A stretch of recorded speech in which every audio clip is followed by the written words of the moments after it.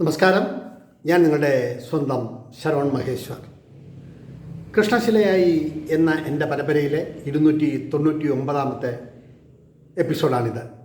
ഇന്ന് ഞാൻ നിങ്ങളോട് പറയുന്നത് പ്രശസ്ത ചലച്ചിത്ര നടി റീനയെക്കുറിച്ചിട്ടാണ്. ഒരുപാട് ചിത്രങ്ങളിൽ, ഏകദേശം 120ഓളം മലയാള ചിത്രങ്ങളിലും 20ഓളം തമിഴ് ചിത്രങ്ങളിലുമൊക്കെ അഭിനയിച്ച ഒരു പ്രശസ്ത താരം.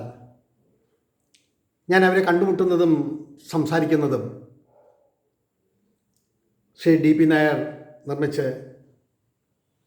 ശ്രീ JC സംവിധാനം ചെയ്ത അഗ്നിപുഷ്പം എന്ന ചിത്രത്തിൻ്റെ സെറ്റിൽ വെച്ചാണ്. അവരെക്കുറിച്ച് പറയാൻ തന്നെ കാരണം, ആ ചിത്രത്തിൻ്റെ ചിത്രീകരണ സമയത്ത് ചെങ്കൽച്ചുള കോളനിക്കുള്ളിലെ ഒരു വീടിനുള്ളിൽ ഏകദേശം എത്രയോ മണിക്കൂർ അവർ അങ്ങനെ ഒറ്റയ്ക്കിരിക്കുകയാണ്. നിലത്ത് ചെറുവഴികളും ചെറു വീടുകളും കൊണ്ട് നിറഞ്ഞ ആ പ്രതലത്തിൽ ഒരു തറയിൽ അവർ ഒറ്റയ്ക്കിരിക്കുന്നു. അത് ഇത്രയും വ്യക്തമായി പറയാൻ കാരണം, ആ ഷൂട്ടിങ്ങിലെ KPC ലളിത ചേച്ചിയുടെ അഭിനയ മുഹൂർത്തങ്ങൾ കണ്ടുകൊണ്ടിരിക്കുമ്പോഴും അതിനുശേഷമുള്ള ശ്രീമതി ജയഭാരതിയുടെ അഭിനയം കണ്ടുകൊണ്ടിരിക്കുമ്പോഴും ഒക്കെ ആ സെറ്റിൽ യാതൊരുവിധ പ്രശ്നങ്ങളുമില്ലാതെ, യാതൊരുവിധ ചിന്തകളുമില്ലാതെ ഒരു ഓല വീടിനുള്ളിൽ തറയിൽ അവരങ്ങനെ ഇരിക്കുകയാണ്. രാവിലെ വന്നിട്ട് വൈകുന്നേരം വരെ ഇരിക്കുന്നതിനിടയിൽ 1-2 ചായയോ മറ്റോ കഴിച്ചു എന്നാണ് എനിക്ക് തോന്നുന്നത്. ഭക്ഷണമൊന്നും കഴിച്ചാൽ ഇത് കാണാനില്ല. കാരണം ഞാൻ അവിടുത്തെ ആ ഷൂട്ടിങ്ങിൻ്റെ ഇടയിൽ വേറൊരു വീടിൻ്റെ ഉമ്മറക്കോലായിൽ അങ്ങനെ ഇരിക്കുമ്പോഴാണ് ഇവരെ കാണുന്നത്. വളരെ നിശബ്ദമായി ചിരിച്ചുകൊണ്ട്, യാതൊരു പരാതിയും പരിഭവവും ഒന്നുമില്ലാതെ അങ്ങനെ ഇരിക്കുന്ന ആ നടിയെ വൈകുന്നേരം വരെ ആയപ്പോൾ ഞാൻ ചെന്ന് കണ്ടു പറഞ്ഞു, ഞാൻ DP നായരുടെ ആളാണ്. ശരിക്കും യഥാർത്ഥത്തിൽ ചെറിയൊരു കള്ളം എന്ന് വേണമെങ്കിൽ പറയാം. എന്ന് വെച്ചാൽ ഒരുപാട് കാര്യങ്ങളൊന്നും അദ്ദേഹവുമായിട്ട് സംസാരിച്ചിട്ടില്ല. പക്ഷേ എന്തോ എന്നോടൊരു സ്നേഹം കൊണ്ട് എല്ലാവരെയും കാണാനുമൊക്കെയുള്ള കാര്യങ്ങൾ അറിഞ്ഞു തന്നെങ്കിലും റീനയെ കണ്ട് സംസാരിക്കാനൊന്നും അനുവാദമുണ്ടായിരുന്നില്ല. എങ്കിലും ആ സെറ്റിൽ വെച്ച് ലളിത ചേച്ചിയുടെയൊക്കെ സംസാരിക്കുന്ന കണ്ടപ്പോൾ അവർക്ക് എന്തോ ഒരു വിനയം തോന്നിക്കാണണം. അങ്ങനെ ഞാൻ ആ പെരയ്ക്കുള്ളിൽ ആ ചാണകം മെഴുകിയ തറയിൽ ഒരു വശത്തായിട്ട് ഞാനിരുന്നു. എന്നുവെച്ചാൽ നൂന്ന് നിൽക്കാൻ കഴിയില്ല, അത്ര പൊക്കക്കുറവാണ് അവൻ്റെ ഫ്രണ്ട് സൈഡ്, ആ വരാന്തയുടെ ഭാഗം. വളരെ ഇടുങ്ങിയ കോലായിയാണ്. അപ്പോൾ ഇവർ ഒരു കൈലിയും എടുത്ത് കയ്യിൽ ഒരു ചുറ്റുലാമ്പ്, ഇങ്ങനെ മുള കൊണ്ടുള്ള ഒരു ചെറിയൊരു അടപ്പ്, അവരിങ്ങനെ നെയ്യുന്ന രീതിയിലുള്ള ഷോട്ടുകളാണ് അന്ന് എടുക്കേണ്ടത്.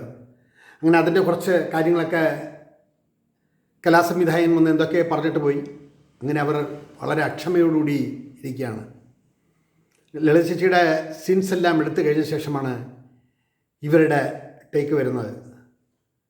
വൈകുന്നേരമായിട്ടും ഇവർ ആരെങ്കിലും വിളിച്ചെന്തെങ്കിലും പറയുമോ, ഒരു പരാതിയും പരിഭവമില്ലാതെ ചിരിച്ചുകൊണ്ടിരിക്കുന്ന അവിടുത്തെ ഞാൻ ചോദിച്ചു, ഉച്ചയ്ക്ക് ഭക്ഷണമൊന്നും കഴിച്ചില്ലേ എന്ന് ചോദിച്ചാൽ പറഞ്ഞു, ഷൂട്ടിംഗ് തിരക്കല്ലേ, ആ ചെറിയ വിശപ്പുണ്ട്, അത് കുഴപ്പമില്ല, അതിപ്പോൾ രാത്രി 6 മണിയാകുമ്പോഴത്തേക്ക് പാക്കപ്പാണ്, അതിനുശേഷം ഹോട്ടലിൽ പോയി കഴിഞ്ഞാൽ റെസ്റ്റും ഭക്ഷണമൊക്കെ കഴിക്കാൻ മതി, ഇതൊക്കെ ചിലപ്പോഴൊക്കെ ഇങ്ങനെ സംഭവിക്കുന്നതാണ് എന്ന് അവർ സംസാരിച്ചു. പക്ഷേ ആ മലയാള ഭാഷയിൽ മാംഗ്ലൂരിൽ ജനിച്ചു വളർന്നതുകൊണ്ടാണോ എന്നറിയില്ല, മലയാളത്തിൻ്റെ ആ ഒഴുക്ക്, ആ ഫ്ലോ ഉണ്ടായിരുന്നില്ല. അതിൽ പറച്ചിലുകൾക്ക് തന്നെ ഒരു അപൂർണത തോന്നിയിരുന്നു. എങ്കിലും അവർ കഥാപാത്രത്തെ വളരെ വിശദമായി പഠിച്ചിരുന്നു എന്ന് വേണം പറയാൻ. അന്ന് അതെല്ലാം കഴിഞ്ഞ് ഒരു 6 മണിയോടുകൂടി അവർ പോയി. ശരിക്കും സംസാരിക്കാനൊന്നും കഴിഞ്ഞില്ല. പിറ്റേ ദിവസവും രാവിലെ തന്നെ ഏകദേശം 9:30 മണിയോടുകൂടി അവിടെ വന്നപ്പോൾ വീണ്ടും ഞാൻ അവിടെ ചെന്നു. ഇന്നലെ കാണാമെന്ന് പറഞ്ഞതാണല്ലോ. അങ്ങനെ അവരോട് ചോദിച്ചപ്പോഴാണ് അവർ പറഞ്ഞത്, സിനിമാഭിനയം തുടങ്ങിയിട്ട് ഒത്തിരി കാലമായി, ചുക്ക് എന്ന സിനിമയിലൂടെ ഷീലയുടെ മകളായിട്ടാണ് അവർ അഭിനയ ജീവിതം ആരംഭിച്ചത്. അതിനുശേഷം ഒരുപാട് മലയാള സിനിമകളിൽ നായികയായും ഉപനായികയായും മറ്റും നിരവധി ചിത്രങ്ങളിൽ അഭിനയിച്ചു. 1973 ചുക്ക് എന്ന സിനിമയിൽ ഷീലയുടെ മകളായി അഭിനയിക്കുന്നത്. 1974 തമിഴിൽ അവളൊരു തുടർക്കഥ എന്ന ചിത്രത്തിലും ഇവർ നായികാവേഷം അഭിനയിച്ചു. അതിന് പിന്നിലായി ഏകദേശം 20ഓളം തമിഴ് ചിത്രങ്ങളിലും 120ഓളം മലയാള ചിത്രങ്ങളിലും അവർ അഭിനയിച്ചു. അതേപോലെ തന്നെ ധ്രുവസംഗമം എന്നുള്ളൊരു ചിത്രം,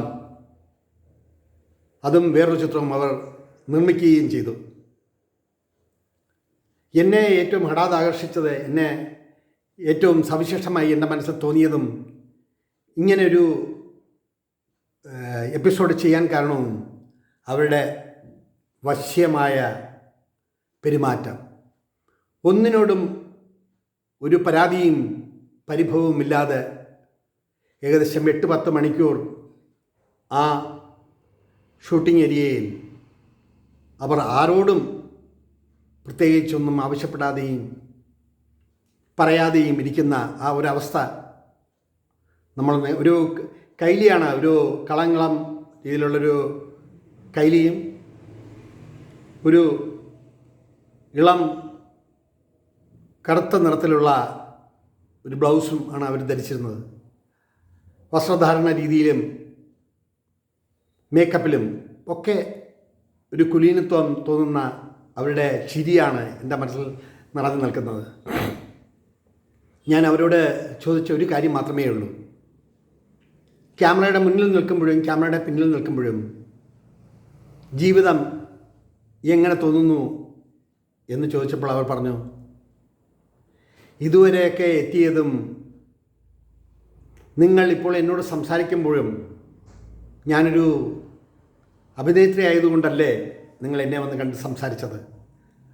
ഇതൊക്കെയാണ് ജീവിതത്തിൽ എനിക്ക് കിട്ടിയ സൗഭാഗ്യങ്ങൾ, എനിക്ക് കിട്ടിയ സന്തോഷങ്ങൾ. മംഗലാപുരത്ത് ജനിച്ച് മലയാള ഭാഷയിൽ ഇപ്പോഴും ചില കടുകെട്ടി വാക്കുകളൊക്കെ പറയാൻ ഇച്ചിരി ബുദ്ധിമുട്ടാണല്ലോ എന്ന് നമ്മൾ ചിരിച്ചു.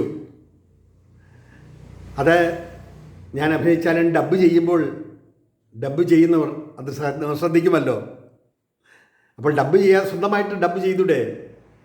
അത്രത്തോളം ഞാൻ എത്തിയിട്ടില്ല. എത്തുമ്പോൾ തീർച്ചയായും ചെയ്യും. ഓരോ ചിത്രങ്ങളിലെ ലൊക്കേഷനിൽ ചെല്ലുമ്പോഴും അവിടുത്തെ രീതികൾ, അവിടുത്തെ ജീവിതക്രമങ്ങൾ, ഇതൊക്കെ എങ്ങനെയാണ് ഉൾക്കൊള്ളുക എന്ന് ചോദിച്ചപ്പോൾ അവർ പറഞ്ഞ വളരെ ശ്രദ്ധേയമായ ഒരു മറുപടി, ഏത് സാഹചര്യത്തിലും നമ്മൾ ഇണങ്ങിപ്പോകണം. ചിലയിടത്ത് ചില പ്രശ്നങ്ങളുണ്ടാവാം, ചിലയിടത്ത് ചില തെറ്റുകുറ്റങ്ങളുണ്ടാവാം, ചിലരുടെ സിനിമയിൽ അഭിനയിക്കുമ്പോൾ ചില പ്രയാസങ്ങളുണ്ടാവാം. എല്ലാത്തിനെയും മനസ്സ് നിയന്ത്രിച്ച് നേരിട്ടാൽ ജീവിതത്തിൽ ഒരിക്കലും ദുഃഖിക്കേണ്ടി വരില്ല.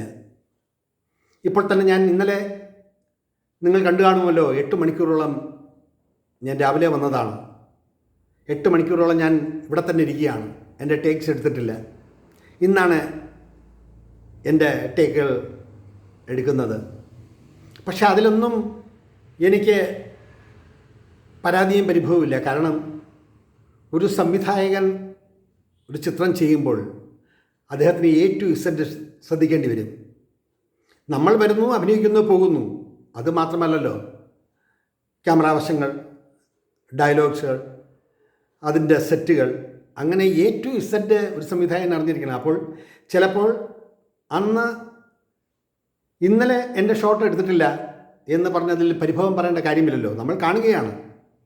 അപ്പോൾ എന്നോട് പെട്ടെന്ന് കയറി ഒരു ചിത്രം സംവിധാനം ചെയ്യാൻ പറഞ്ഞാൽ എനിക്കൊരിക്കലും കഴിയില്ല. കാരണം അതേപ്പറ്റിയിട്ടുള്ള അറിവും അതേപ്പറ്റിയിട്ടുള്ള ഗ്രാഹ്യവും അതൊക്കെ എത്രയോ വർഷങ്ങൾ കൊണ്ട് നേടിയെടുക്കുന്നതാണ്. ഞങ്ങൾ വരുന്നു, അഭിനയിക്കുന്നു, പോകുന്നു. പക്ഷെ അവിടെ ആ സംവിധായകൻ എന്ന വ്യക്തിയുടെ മനസ്സിനെ നമ്മൾ എന്തെങ്കിലും ചെറിയ കാര്യം പറഞ്ഞ് തൊട്ട് നോവിച്ചാൽ അത് ബാധിക്കുന്ന ഫ്രെയിംസിനെയാണ്. ചിലപ്പോൾ ആ ഫ്രെയിംസുകൾ അത്ര നന്നായി എന്ന് വരില്ല. ഇത് പറയുമ്പോൾ പെട്ടെന്ന് എൻ്റെ മനസ്സിൽ ഓർമ്മ വരുന്നത് ദുബായിൽ വെച്ചിട്ടാണ് എൻ്റെ മറന്നു നീയൻ എന്ന ഷോർട്ട് ഫിലിമിൻ്റെ ക്ലൈമാക്സ് എടുക്കാനായിട്ട് പ്ലാൻ ചെയ്യുന്നത് റാസൽ ഖൈമയിലല്ല, ഫുജൈറയിലാണ്. ഫുജൈറ ആ ഏരിയയിലാണ്. ഫുജൈറയിലും അജ്മാനിൽ നിന്ന് പോയി ഫുജൈറ. അപ്പം ഞങ്ങൾക്ക് അലയിൽ നിന്ന് വരണം. അത് ക്ലൈമാക്സ് എടുക്കുന്ന സമയത്ത് അതിൽ അഭിനയിച്ച താരം ചൂടത്ത് നടക്കാൻ ബുദ്ധിമുട്ടുന്നു. അവിടെ ക്ലൈമാക്സാണ്. ആ അവസരത്തിൽ ഉണ്ടായ ചില പ്രതിസന്ധികൾ ശരിക്കും ഞാൻ പാനിക്കായി എന്ന് പറഞ്ഞിട്ട് ക്ലൈമാക്സ് ഒക്കെ എടുക്കുമ്പോൾ എന്ത് ചെയ്യണമെന്നറിയാതെ മാനസികമായിട്ടും ശാരീരികമായിട്ടും ഭയങ്കര ടെൻഷൻ അനുഭവിച്ചു എന്നതാണ്. അതിൻ്റെ പ്രതിഫലനം മറ്റൊന്നുമല്ല, തിളച്ച് കിടക്കുന്ന പോലെ 30-35 ഡിഗ്രി സെൽഷ്യസിൽ കടൽ മണൽ തിളച്ച് കിടക്കുകയാണ്. അതിൽ കൂടെ അതിൻ്റെ ഫ്രണ്ടിലൂടെ കടലിൽ ചാടി ചാവാൻ പോകുന്ന കഥാനായികയുടെ സീനിലെടുക്കുമ്പോൾ കാല് നിലത്ത് കുത്താൻ പറ്റുന്നില്ല. അപ്പോൾ ആ ഒരു സീൻ എടുക്കാൻ വേണ്ടി ഞങ്ങൾ എടുത്ത എഫർട്ട് ഏകദേശം 2-2.5 മണിക്കൂറാണ്. മനസ്സും ശരീരവും പാനിക്കായി എന്ന് മാത്രമല്ല, എങ്ങനെയൊക്കെയോ ഷൂട്ട് ചെയ്ത് തീർത്തു. പക്ഷേ ആ ചിത്രത്തിൽ ക്ലൈമാക്സ് ഒന്നും മോശമായില്ല. ആ എഡിറ്റിങ്ങിലൊക്കെ വന്നപ്പോൾ നമ്മൾ കുറേയധികം കാര്യങ്ങൾ ചെയ്തു. ചിത്രം നല്ല രീതിയിൽ സമാപ്തി കുറിക്കുകയും ചെയ്തു. പക്ഷെ അന്നുണ്ടായ ആ മാനസികമായിട്ടുള്ള പ്രശ്നങ്ങൾ അത് ഒരു സംവിധായകന് മാത്രമേ മനസ്സിലാവുള്ളൂ. അതിവിടെ പറയാൻ കാരണം അന്ന് അനുഭവിച്ച വേദനയും 2 ആഴ്ച ഉറങ്ങാനേ കഴിഞ്ഞില്ല. അതിൻ്റെ റഷസ് കാണുമ്പോൾ മനസ്സിൽ എന്ത് ചെയ്യണമെന്നുള്ള വിഭ്രാന്തി. പിന്നെ വീണ്ടും അലൈനിൽ നിന്നും 2 മണിക്കൂറോളം വേണം അജ്മാനിലെത്താൻ. അജ്മാനിൽ നിന്നും ഫുജൈറയിലെത്താൻ അതിനേറെ ദൂരം. പിന്നെ ഓരോ കടൽപ്പുറത്ത് വെച്ചിട്ട് കണ്ടിന്യൂറ്റി ഷോട്ട്സ് എടുത്തിട്ട് അത് പിന്നെ വീണ്ടും റീഎഡിറ്റ് ചെയ്ത് ഒരുപാട് കഷ്ടപ്പെട്ടു. അതിനുള്ള ഒരു നിസ്സാരമായിട്ടുള്ളൊരു കാരണമായിരുന്നു ആ ചൂടുള്ള മണൽപ്പരപ്പിലൂടെ നടന്ന് കടലിൻ്റെ ഭാഗത്തേക്ക് പോകാൻ. അവിടെയൊക്കെ ഷൂട്ട് ചെയ്യാൻ വളരെയധികം ബുദ്ധിമുട്ട് അനുഭവപ്പെട്ടു. നമ്മുടെ സ്ക്രിപ്റ്റും നമ്മൾ എഴുതി വെച്ചതും കണ്ടതും എല്ലാം മനസ്സിൽ നിന്ന് മാഞ്ഞ് ഒരു ഭ്രാന്തമായിട്ടുള്ള ഒരവസ്ഥയായിരുന്നു ആ സമയം. എങ്കിലും നല്ല രീതിയിൽ തന്നെ പല ദിനങ്ങളിലായി ഷൂട്ട് ചെയ്ത് അത് അവസാനിപ്പിക്കാൻ കഴിഞ്ഞു. അത് ഞാനിവിടെ പറയാൻ കാരണം റീന എന്ന നടി പറഞ്ഞ ഒരു വാചകമാണ്. നമ്മൾ തിരക്ക് കൂട്ടുന്നു, അല്ലെങ്കിൽ നമ്മൾ എന്തെങ്കിലുമൊക്കെ അസ്വസ്ഥതകൾ കാണിക്കുന്നു, അല്ലെങ്കിൽ നമ്മൾ എന്തെങ്കിലും പ്രശ്നം ഉണ്ടാക്കുമ്പോൾ അത് എഫക്റ്റ് ചെയ്യുന്ന ഒരു സംവിധായകനാണ്. അപ്പോൾ സംവിധായകനറിയാം ഞാനെന്ന നടി ഇവിടെ ഇങ്ങനെ ഇരിക്കുകയാണ്, രാവിലെ മുതൽ വൈകുന്നേരം വരെ ഇരിക്കുകയാണ്. അത് അദ്ദേഹം കാണുന്നുമുണ്ട്. അപ്പോൾ അദ്ദേഹത്തിൻ്റെ മനസ്സിൽ ഉണ്ടാകുന്ന ഫ്രെയിംസ്, അദ്ദേഹത്തിൻ്റെ മനസ്സിൽ കാണുന്ന കാഴ്ചപ്പാടുകൾ, അദ്ദേഹം സിനിമയെപ്പറ്റി ചിന്തിക്കുന്ന രീതികൾ ഉള്ളതെല്ലാം വ്യത്യാസമാണ്. പക്ഷെ നമ്മളവിടെ എന്തെങ്കിലും പറഞ്ഞാൽ അദ്ദേഹത്തിൻ്റെ മനസ്സിനെ വേദനപ്പെടുത്തിയാൽ എങ്ങനെയാവും അതിൻ്റെ ആ ഫ്രെയിംസിൻ്റെ ഭംഗി അദ്ദേഹം ഉദ്ദേശിച്ച ആ തലത്തിലെത്തുമോ? അത് വളരെ ശരിയാണ്. ഇക്കാലത്ത് ഞാൻ ഇത് അനുഭവിച്ചുകൊണ്ട് പറഞ്ഞതാണ്. അന്ന് അതെല്ലാം കഴിഞ്ഞ് ടേക്ക് എടുക്കുമ്പോൾ 6 ടേക്കാണ് എടുത്തത്. എന്ന് വെച്ചാൽ ഡയലോഗ്സ് പറഞ്ഞു തീരുമ്പോഴുള്ള ചില പ്രശ്നങ്ങൾ, ലൈറ്റിൻ്റെ ചില പ്രശ്നങ്ങൾ, ഇതെല്ലാം കഴിഞ്ഞ് 6ാമത്തെ ടേക്കൊക്കെ ആയപ്പോൾ ശരിക്കും അത് അവരുടെ തെറ്റല്ല. അവർ വന്നു, സാർ അത് ശരിയായോ എന്ന് ചോദിച്ചപ്പോൾ ജയ്സ് സാർ പറഞ്ഞൊരു ഡയലോഗുണ്ട്, നിങ്ങളുടെ അഭിനയമാണ് എൻ്റെ ശക്തി. എൻ്റെ മനസ്സിലെ തോന്നലുകൾക്കനുസരിച്ച് 6ാമത്തെ ഷോട്ടിൽ നിങ്ങൾ ഓക്കെയാണ്. എന്തായാലും നിങ്ങളുടെ ഈ ക്ഷമയുണ്ടല്ലോ അതെന്നെ കൂടുതൽ ബഹുമാനം തരാൻ തോന്നുന്നു എന്ന് പറഞ്ഞ് ജയ്സ് സാർ അടുത്ത സീനിൻ്റെ ഷൂട്ടിന് വേണ്ടി പോയപ്പോൾ ഇവർ ആ സീൻ കഴിഞ്ഞ് വീണ്ടും വന്നിരിക്കുമ്പോഴാണ് വീണ്ടും അവരോട് സംസാരിക്കുന്നത്. അപ്പോൾ ഞാൻ ചോദിച്ചു, ഈ 6 ടേക്ക് എടുത്തപ്പോൾ മനസ്സിൽ തോന്നിയ വിചാരം എന്താണ്? ഓരോ ടേക്ക് എടുക്കുമ്പോഴും ഒന്നുകിൽ ലൈറ്റിൻ്റെ പ്രശ്നം, അല്ലെങ്കിൽ നിന്ന സ്ഥലത്തിൻ്റെ പ്രശ്നം, അല്ലെങ്കിൽ ഫ്രെയിംസിൽ ഇവരും ലളിത ചേച്ചിയുമായിട്ടുള്ള ആ ഷോട്ടിൽ ഫ്രെയിം സെക്ഷനിലെ പ്രശ്നം, അങ്ങനൊരു 5-6 ഇത് കഴിഞ്ഞിട്ട് 6ാമത്തെ ടേക്ക് ഓക്കെയാണെന്ന് പറഞ്ഞപ്പോൾ റീനെ ഒന്ന് ചിരിച്ചിട്ട് അവിടെ വന്നിരുന്നു. അപ്പോൾ വീണ്ടും ഞാൻ അവരോട് സംസാരിച്ചു, ഇപ്പോൾ എന്താണ് മനസ്സിൽ തോന്നിയ ചിന്ത എന്ന് വെച്ചപ്പോൾ അവർ പറഞ്ഞു തോന്നുന്നത് ഇതാണ്: നമ്മൾ ഒരു ആർട്ടിസ്റ്റാണ്. ഒരു സംവിധായകൻ്റെ മാനറിസം, ഒരു സംവിധായകൻ്റെ വ്യൂ പോയിൻറ്റിൽ നമ്മൾ എത്തപ്പെട്ടാൽ മാത്രമേ അവർ വീണ്ടും അടുത്ത ഫിലിമിൽ അല്ലെങ്കിൽ അടുത്ത പ്രോജക്റ്റിൽ നമ്മളെ കൺസിഡർ ചെയ്യുള്ളൂ. ഇല്ലേ അവർ വിചാരിക്കും ഇവർ വേണ്ട എന്ന് പറഞ്ഞാൽ ഓരോ ആർട്ടിസ്റ്റുകൾക്കും അത് ജീവിതത്തിന് തന്നെ ബുദ്ധിമുട്ടുണ്ടാക്കും. അവിടെയാണ് റീന എന്ന കലാകാരിയെ ബഹുമാനിക്കാനും അവരുടെ അർത്ഥവത്തായ ആ വാക്കുകൾ കേൾക്കാനും ഇടയായത്. ഏകദേശം ഒരു 3-4 മണിക്കൂർ ചെലവിട്ട ശേഷം തൊഴുകൈയോടെ ഞാൻ അവിടെ നിന്നിറങ്ങി. ഇന്നും കുറേയധികം ചിത്രങ്ങളിൽ ചെറിയ ചെറിയ വേഷങ്ങളിൽ അവരെ കാണുമ്പോൾ ആ കാലഘട്ടം, അന്ന് അവരെ കണ്ട ആ ഓർമ്മകൾ എൻ്റെ മനസ്സിൽ നാടകത്തിൽ എന്ന പോലെ തെളിഞ്ഞു വരുന്നു. 1958 മാർച്ച് 14 എറണാകുളം ഇടപ്പള്ളിയിലാണ് റീന ജനിച്ചത്. 1973 ചുക്ക് എന്ന സിനിമയിൽ ഷീലയുടെ മകളായി അഭിനയിച്ചു. അതിലൂടെയാണ് തുടക്കം.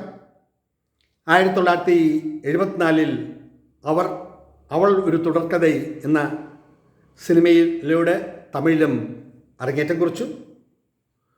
120ഓളം മലയാള ചിത്രങ്ങളിൽ അവർ അഭിനയിച്ചിരുന്നു, 20ഓളം തമിഴ് സിനിമകളിലും. ഇതോടൊപ്പം തന്നെ കന്നഡ, തെലുങ്ക്, ഹിന്ദി ചിത്രങ്ങളിലും അവർ അഭിനയിച്ചു. ധ്രുവ സംഗമം, എൻ്റെ കഥ എന്നീ സിനിമകൾ നിർമ്മിച്ചു. കുടുംബജീവിതവുമായി മുന്നോട്ട് പോകുന്ന ഒരു നല്ലൊരു അഭിനേത്രി. ഇന്നും ഈ അടുത്ത കാലത്തിറങ്ങിയ ചില ചിത്രങ്ങളിലും അവരുടെ സാന്നിധ്യം കാണുകയുണ്ടായി. ഇനിയും ഒരുപാട് ചിത്രങ്ങളിൽ അഭിനയിക്കാനും ലബ്ധപ്രതിഷ്ഠ നേടാനും ആ വലിയ നടിക്ക് കഴിയട്ടെ എന്ന് പറഞ്ഞുകൊണ്ട് അവരെക്കുറിച്ചിട്ടുള്ള ഈ ഓർമ്മപ്പെടുത്തലുകൾ ഇവിടെ ചുരുക്കട്ടെ. നന്ദി, നമസ്കാരം.